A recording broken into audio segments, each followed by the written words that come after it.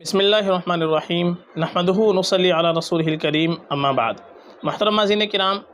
ایک صاحبہ ہے ترنم ناز، ان کا سوال ہے: السلام علیکم مفتی صاحب، کیا حیرہ فاطمہ نام رکھ سکتے ہیں؟ اس کے معنی بتائیں۔ وعلیکم السلام ورحمۃ اللہ وبرکاتہ۔ جی، آپ نے جو نام پوچھا ہے حیرہ فاطمہ، حیرہ یہ نام رکھا جا سکتا ہے، کوئی مسئلہ نہیں ہے۔ حیرہ مکہ مکرمہ میں یہ ایک پہاڑی کا نام ہے جس پر حضور پاک صلی اللہ علیہ وسلم کو نبوت ملی تھی، تو حیرہ نام اس اعتبار سے رکھنا چاہے تو رکھ سکتے ہیں، پہاڑی کی نسبت سے کہ جس میں اللہ کے نبی کو نبوت ملی تھی، اس نسبت سے برکت کے لیے یہ نام رکھا جا سکتا ہے۔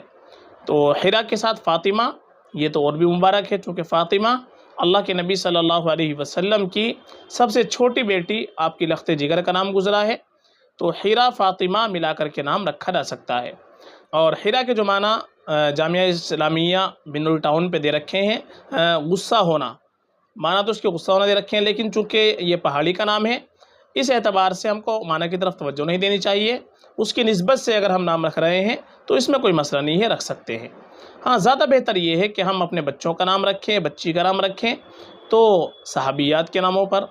ازواج مطہرات کے ناموں پر، جو نیک خواتین گزری ہیں ان کے ناموں پر رکھ لیں، یہ اور بہتر ہے، باعث برکت ہوتا ہے۔ چونکہ ماں باپ کے اوپر اولاد کا سب سے پہلا حق یہ ہے کہ ماں باپ اپنے بچوں کا اچھا نام رکھیں، اچھی نسبت سے نام رکھیں، چونکہ نام کا معنی کا بچی کی ذات کے اوپر اثر پڑتا ہے،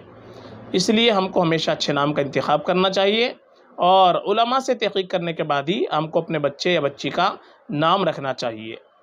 فقط، واللہ اعلم۔